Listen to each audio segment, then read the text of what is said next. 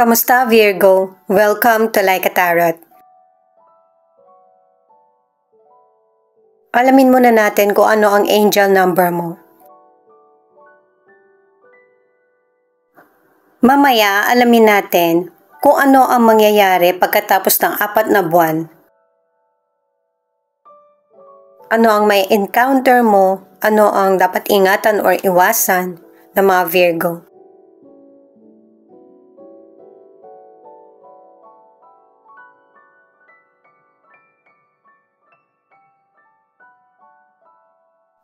"404. You are being asked to live your life, not sacrificing one for the other." Kasi may mga ilang Virgo na mas inuuna mo yung iba kesa sa sarili mo. Kung gusto mong tumulong, unahin mo munang tulungan yung sarili mo. Hanggat maaga pa lang ay inaagapan ka na ng universe na hindi mo ito obligasyon or hindi mo kailangan lahat gawin. Mas makakabuti yung tulong-tulong kesa sa ikaw lang yung mag-isang nagsasakripisyo. Ito naman yung message ng mystical cards sa iyo.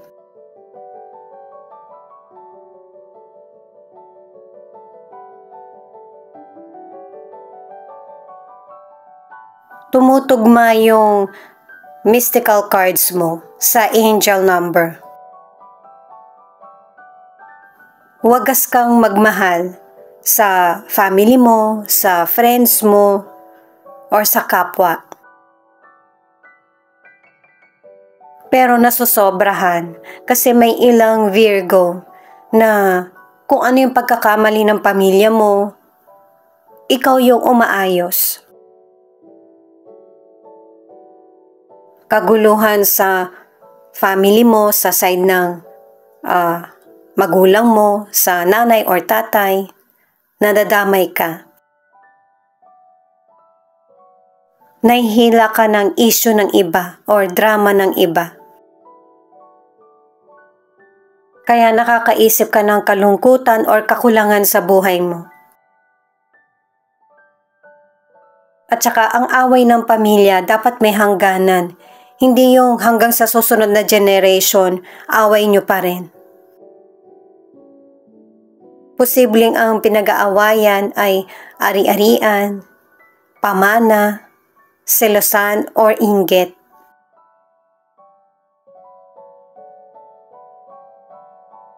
Para sa mga bagong viewers, ang reading na ito ay timeless reading. General reading at guide po lamang, kaya hindi po magre-resonate sa lahat.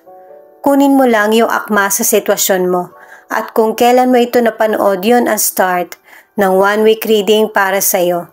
Ikaw na bahala magpalit kung si person mo ito o ikaw.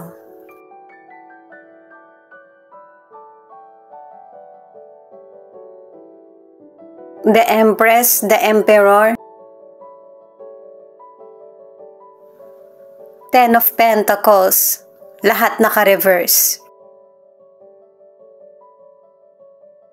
Merong person or mga person na nagiging sanhi ng kaguluhan sa buhay mo.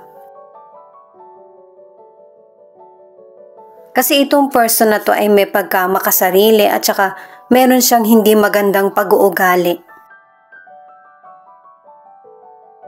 Ang problema ng person na ito ay yung health issues o kaya yung hindi niya makontrol na hindi magandang pag-uugali. Kaya ikaw, pinoprotektahan mo yung sarili mo dito sa person na ito.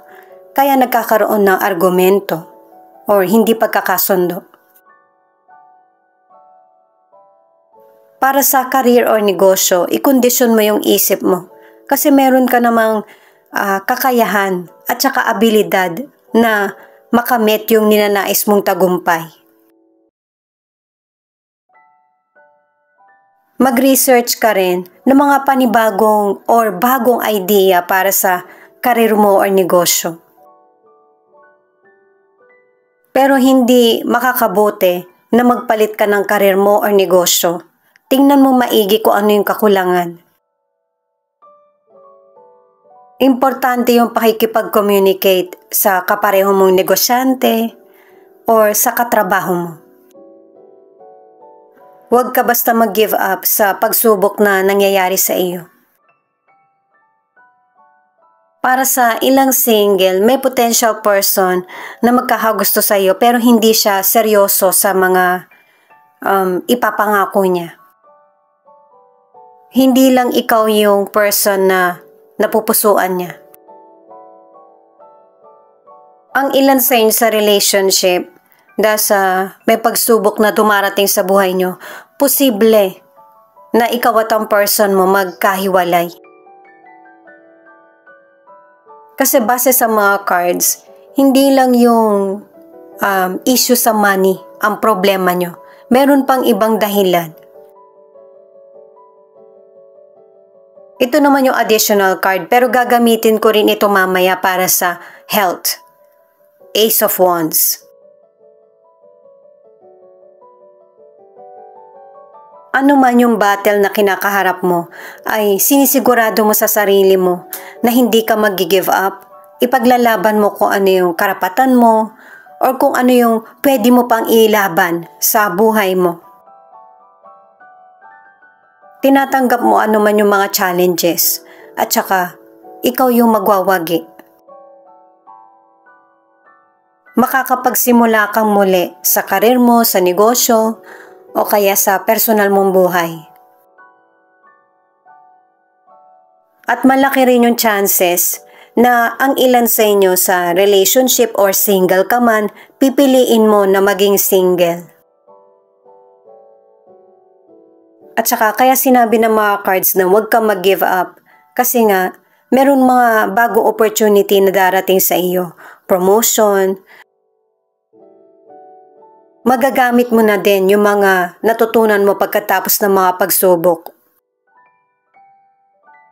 At saka para sa ilan sa relationship, pwede nyo namang maresolbahan ng person mo yung relasyon nyo. Pero kung hindi na nakikipag-cooperate ang person mo, yun na yung sign na kailangan mong mag-move forward. Six of Wands, Queen of Cups in reverse, Two of Swords.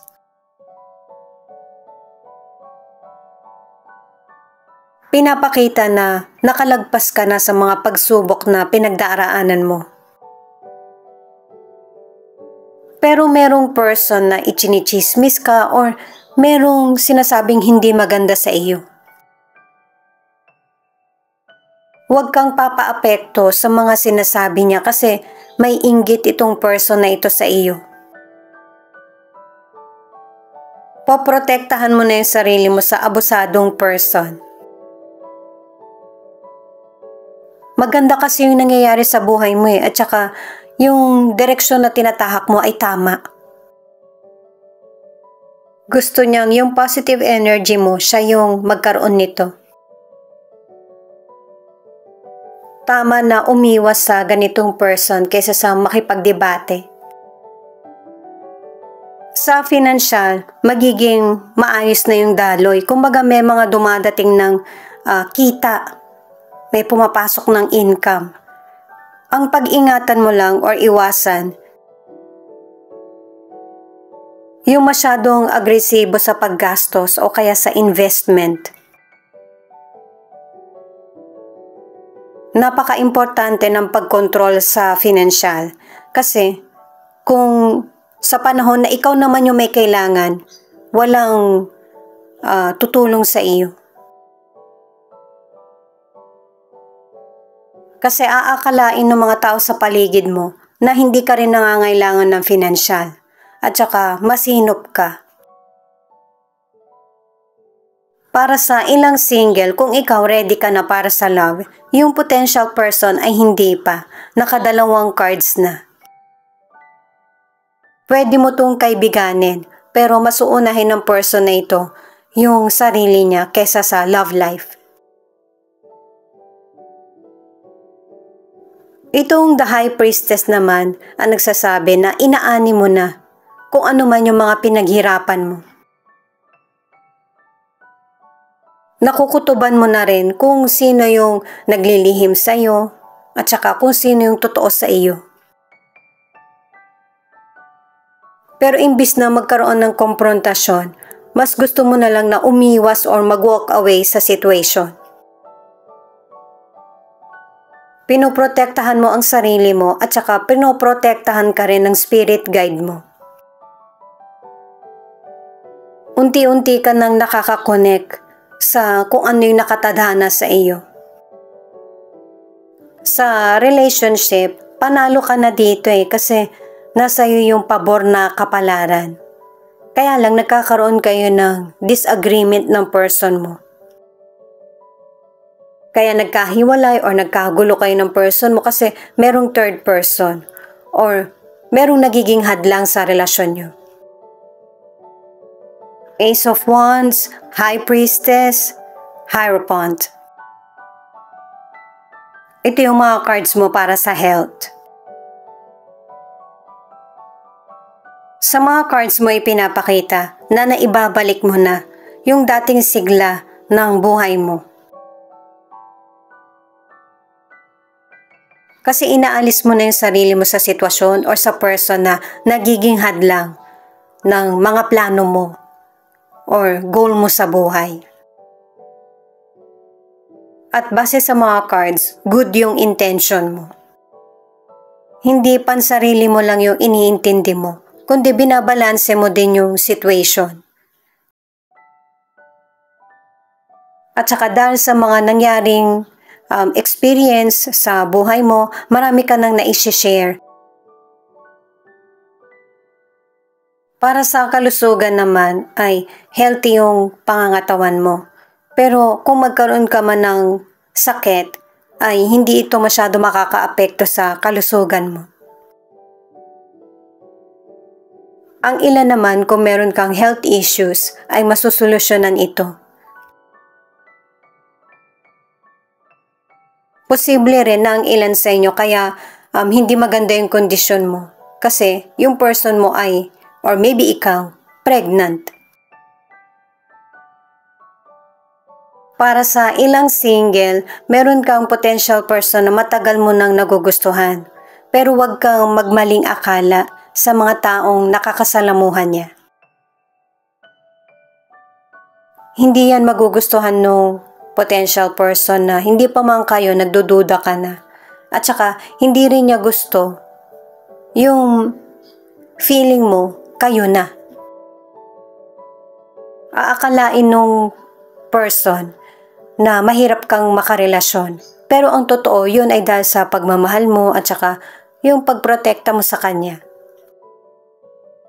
Ito yung iwasan ng ilang single na masobrahan. Kasi pwede kayong maging magkarelasyon Tinitingnan ka rin naman niya Tinetesting ka niya. Ang ilan sa relasyon, susubukin nyo pa rin ang person mo na iayos ang kaguluhan sa relasyon. Magkakaroon na kayo ng kasunduan, magiging honest na sa isa't isa, at saka maibabalik yung spark sa relasyon nyo.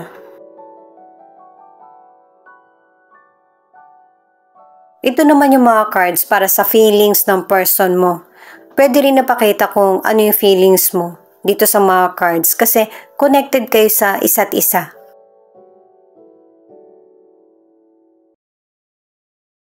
Sa cards ng person mo na ito, pinapakita na tingin niya na sayang pareho yung oras nyo sa pagtatalo at saka sa relasyon na pilit nyong isinasalba. Siyempre, hindi naman agad-agad makakalimot at saka yung feelings nandyan pa rin. Kaya yung person mo, tinitingnan niya yung mga social media account mo. Kukumbinsihin ka ulit ng person mo na magkaayos kayo. Meron siyang i-offer na para magkabalikan kayo or makausap ka niya. Pareho kayo na may ganitong ngiti, pero magkaiba ang dahilan. Ang tingin ng person mo ay maniniwala ka sa kanya, pero ikaw, desidido ka na alam mo na kung ano yung magiging routine nyo. Pareho na naman sa dati. Wala ka ng time na makipaglaro, pero itong person mo ang gusto niya, yung magkaroon pa rin kayo ng koneksyon. Yun bang hindi ka niya tinitigilan? Kasi yung person mo, hindi niya gusto na nakikita kang masaya. Lalo na sa mga nagkahiwalay. Nakaka-move on ka na kaya nga sinabi sa cards kanina na panalo ka sa sitwasyon. Pareho nyo itong mararamdaman ng person mo na yung wala nang magiging pake sa sitwasyon, kundi haharapin na lang kung ano yung nangyayari sa buhay. Pero merong isa sa inyo yung mabagal yung pagtanggap. Kaya mas maigi na wag na mag-research sa natapos na. Mas pagbutihin yung buhay kung ano man yung pinili nyo ng person mo na magsama or maghiwalay na. Ito naman yung ilan sa 12 zodiac sign na nangunguna sa reading na ito.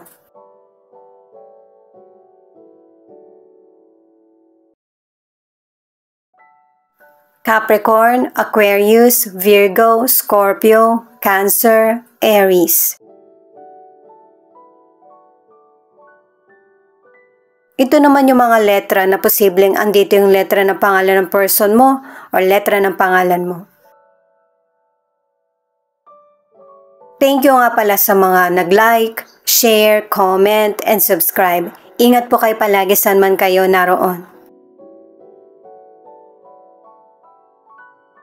M, K, H, C, V, N, A, F.